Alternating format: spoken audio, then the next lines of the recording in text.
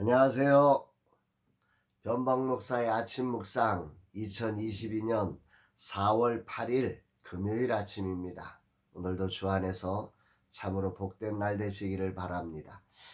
오늘은 이사야 28장 23절로 29절 말씀을 통해서 듣고 배우게 하소서, 이런 제목으로 말씀 묵상의 은혜를 나누겠습니다. 오늘은 저를 가장 설레게 하는 금요 세미나가 있는 날입니다. 주님의 일하심이 오시는 분들 모두에게 넘치시기를 간절히 기도합니다.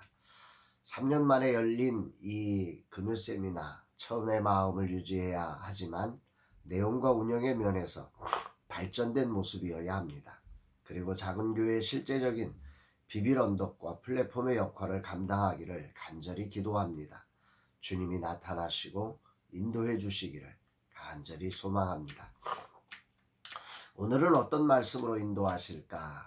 본문에서 하나님은 자기 백성을 다루시는 하나님의 경영을 농부가 농사에 대해서 잘 아는 것 같다고 비유하시면서 자신의 말에 귀를 기울여 자세히 들으라고 말씀하고 계십니다.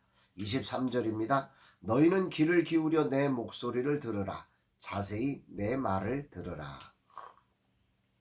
말씀을 경홀히 여겼던, 무시했던, 조롱했던 자들을 향해 하나님은 기회를 주시면서 말씀하고 계시는 것입니다. 저는 이런 하나님이 참 좋습니다. 기회를 주신 하나님. 그래서 우리 선교회도 작은 교회와 젊은 세대 사역자들에게 기회의 플랫폼이 되기를 소망하고 있습니다. 이렇게 무시하고 조롱했던 이들을 향해서 하나님은 말씀에 귀를 기울여 들으라. 자세히 들으라. 귀 기울이고 들어라. 자세히 들어라. 반복을 하고 계세요. 믿음이라고 하는 게 이렇게 들으면서 나기 때문에 주님은 지금 먼저 들으라는 말씀을 하고 계시는 거죠. 귀를 기울여 듣고 자세히 들을 때, 이 종에게 가장 중요한 자세는 주인의 음성을 들어야 하는 거죠. 변화라는 것은 자기 안에서부터 나오는 것으로 변화하면 그거는 결국 자기입니다. 그게 아니라 정말 주인의 소리를 듣는 들음으로부터 변화가 나올 때 그 변화가 참된 변화를 만들어낼 수 있는 거지요. 안다는 교만, 바쁘다는 핑계, 피곤하다는 변명, 괴롭다는 투정을 내버리고 겸손히 말씀에 귀를 기울이고 듣고 자세히 듣고 거기로부터 하나님이 원하시는 새로운 변화의 생각, 변화의 행동들이 나올 수 있는 것입니다. 말씀은 살아있기 때문입니다. 말씀이 능력이기 때문입니다. 그럼 도대체 어떤 말씀을 들으라고 하시는가? 본문에 보면 하나님은 선지자를 통해서 농부가 밭을 갈고 씨를 뿌리고 추수하여 타작하는 모든 과정에 종자에 따라 다른 방법이 있음을 주지시키면서 하나님의 경영을 이 백성들에게 알아들으라고 말씀하고 있는 거예요. 비유로. 24절 25절 파종하려고 가는 자가 어찌 쉬지 않고 갈기만 하겠느냐? 자기 땅을 개간하며 고르게만 하겠느냐? 지면을 이미 평평하게 하였으면 소해양을 뿌리고 대해양을 뿌리며 소맥을 줄줄이 심으며 대맥을 정한 곳에 심으며 귀를 그 가에 심지 아니하겠느냐? 그렇습니다, 여러분.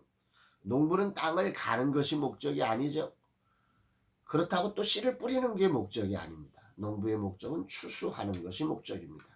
일단 땅을 갈아 고르게 했으면 농부는 파종을 해야 합니다. 씨를 종류대로 뿌려줘야 합니다. 그런데 파종할 때에 그냥 아무데나 그냥 마구 뿌리는 게 아니라는 거죠.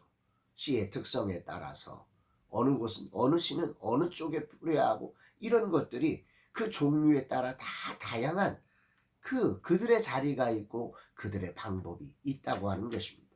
소해양, 대해양, 소맥, 대맥 등 종자가 큰 것이냐 작은 것이냐에 따라, 주식이냐 채소냐에 따라 뿌리는 밭과 추수하는 방식에 달라져야 하는 것이지요.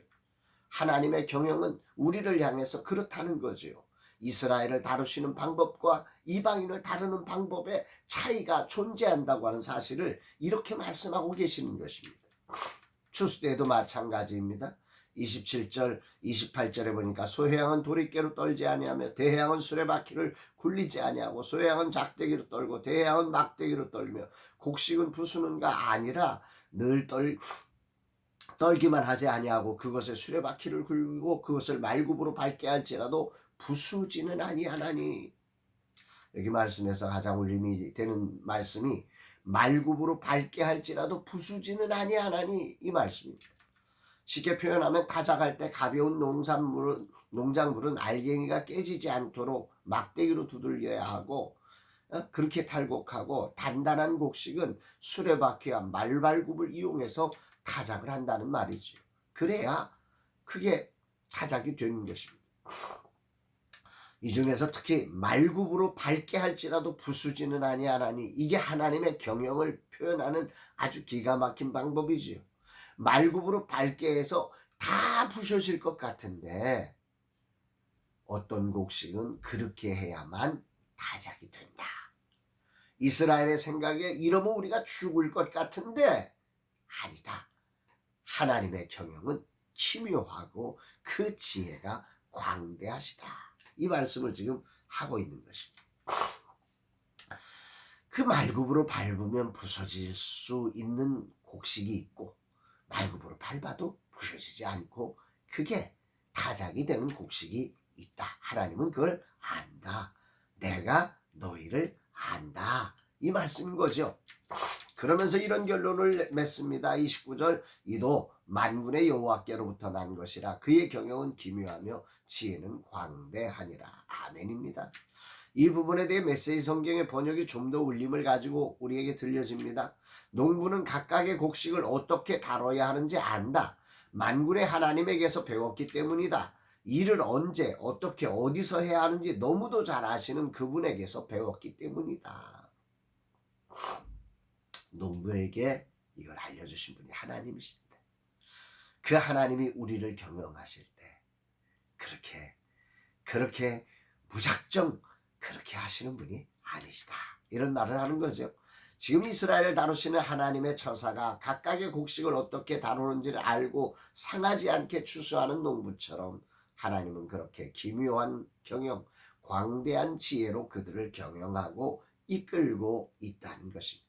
말굽으로 밟히는 것 같은 그런 처참한 상황이 다가와도 하나님의 경영은 1.1획도 틀림이 없는 것이죠. 일을 한다는 것은 문제를 만나는 것이며 내 생각처럼 되어지지 않음을 발견하는 것인 것 같습니다. 세상은 아무리 준비하고 계획해도 생각지 못한 변수를 만나는 것입니다. 이런 세상을 살면서 때로 절망하고 답답함을 느낄 때가 많습니다. 왜 이래야 하는지 답이 없는 문제 앞에 설 때가 있습니다. 지금 남한하에서 모든 것을 바꾸고 있습니다. 그러면서 생각지 못한 다양한 문제들을 만나고 있지요. 종류마다 다양한 곡식을 그저 한 가지 방식으로만 처리하려고 했던 어리석은 내 모습을 주님은 다양한 레슨으로 변화케 하심에 감사드립니다. 그분의 경영이 기묘하고 지혜가 광대하심을 오늘 아침 찬양을 올려드립니다. 이런 변화의 자리에 나를 지키려고 고집함을 내려놓고 겸손히 변화에 순응하며 그 다양한 방법들을 배우며 하나님의 경영에 기묘함과 지혜의 광대함을 온전히 깨닫는 주님의 농부가 되기를 기도하게 됩니다. 오늘도 금요 세미나를 통해 하나님 경영의 기묘하심, 지혜의 광대하심을 경험하는 시간이 되게 하옵소서. 이렇게 기도하게 됩니다. 주여, 이 종이 겸손히 귀 기울여 듣게 하시고 자세히 듣게 하시고 그리하여 하나님의 경영의 기묘함을 배우고 지혜의 광대함을 배워 주님 닮은 농부가 되게 하여 주옵소서. 이런 고백을 하고 됩니다. 정말 이런 모든 과정을 이끌어 가시는 주님께 감사하고 오늘 아침 정말 그 하나님 경영의 기묘함과 지혜의 광대함을 찬양하게 됩니다. 사랑하는 여러분, 오늘 혹시 여러분의 삶의 자리가 그 말발굽에 밟히는 것 같은 어려움이 있으십니까? 그래서 하나님의 처사가 못마땅하고 하나님께 대해서 반항하고 싶지는 않으십니까? 오늘 하나님은 그렇게 그 이사야 선지자 시대 이스라엘이 점점 내려가는 환경, 그 아수르 앞에 저 북왕국 이스라엘이 넘어지는 그 환경 속에서 하나님은 선지자를 통해서 이 말씀을 우리에게 전달해주고 계시는 것입니다. 말발굽을 밟을지라도 그 곡식이 부셔지지 않게 하시는 하나님 경영의 기묘하심, 그 지혜의 광대하심을 믿고 하나님의 음성을 자세히 들으며 그 말씀을 따라 정말 진정한 하나님의 농부로서의 삶을 사는 저와 여러분이 되기를 주의 이름으로 축복합니다. 사랑합니다, 여러분.